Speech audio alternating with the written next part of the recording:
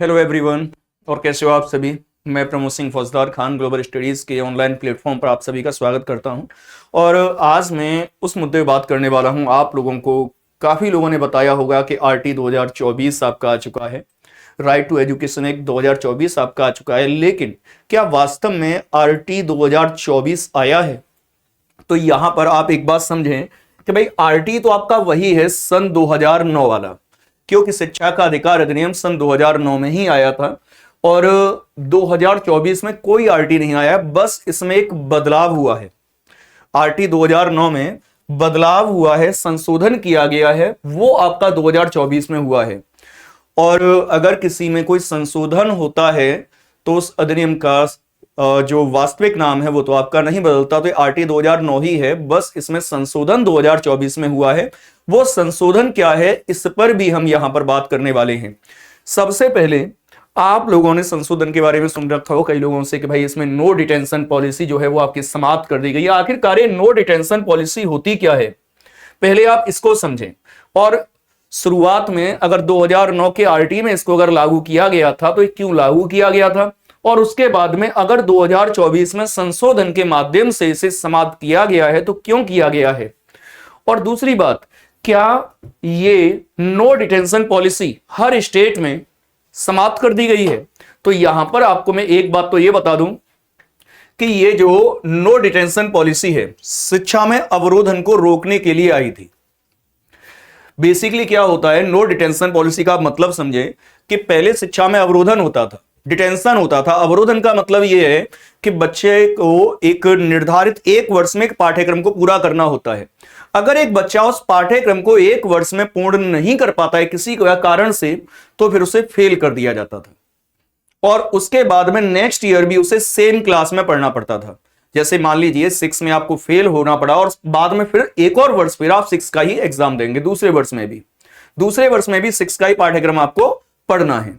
तो यहां पर एक वर्ष से अधिक किसी भी विद्यार्थी का एक ही क्लास में रुके रहना शिक्षा में अवरोधन डिटेंशन कहलाता था, जिसे यहां पर नो डिटेंशन पॉलिसी के तहत समाप्त कर दिया गया था आरटी के अंदर। यानी आप किसी भी बच्चे को एक वर्ष से अधिक एक क्लास में नहीं रोक सकते। सिंपल भाषा में कहें तो बच्चे को फेल नहीं किया जा सकता था। बच्चे को उसकी आयु के अनुसार उसकी जो नेक्स्ट क्लास होती थी उसमें प्रोन्नत कर दिया जाता था। यानी आप किसी भी बच्चे को किसी भी कारण से एक वर्ष से अधिक एक ही क्लास में नहीं रख सकते थे। यह थी आपकी नो डिटेंशन पॉलिसी।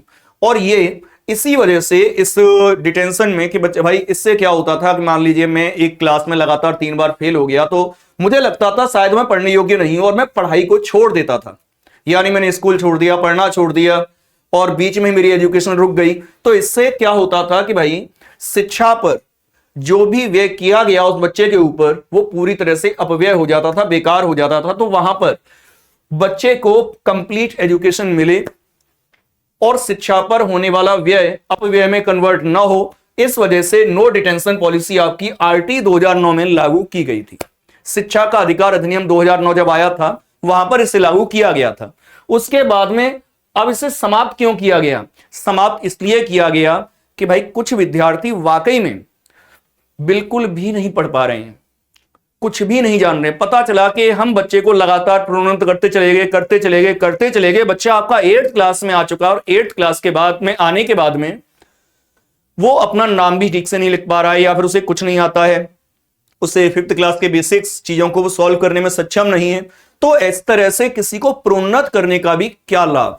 इस वजह से 2024 में बेसिकली 21 दिसंबर को ये आपका आया है, 21 दिसंबर 2024 को इस रूल को अप्लाई कर दिया गया नो डिटेंशन पॉलिसी को। लेकिन एक और बात आप इसमें ध्यान रखें कि ये जो नो डिटेंशन पॉलिसी समाप्त की गई है हर स्टेट में समाप्त नहीं की गई है, क्योंकि आपको पता है कि ये जो शिक्षा है ये समवर्ती सूची का विषय होता है। समवर्ती सूची का विषय होने के नाते शिक्षा पर आपकी केंद्र सरकार भी कानून बना सकती है और राज्य सरकार भी कानून बना सकती है। तो यहां पर कुछ स्टेट्स ने नो डिटेंशन पॉलिसी को समाप्त कर लिया है, लेकिन कुछ स्टेट्स में नो डिटेंशन पॉलिसी अभी भी आपकी जारी रहेगी। जैसे हमारा यूपी में नो डिटेंशन पॉलिसी समाप्त नहीं है। तो अगर आपको जानकारी अच्छी लगी हो तो इसे अपने फ्रेंड्स के साथ में शेयर कीजिएगा। बाकी जुड़े रहिए खान ग्लोबल स्टडीज के साथ में। Thank you very much.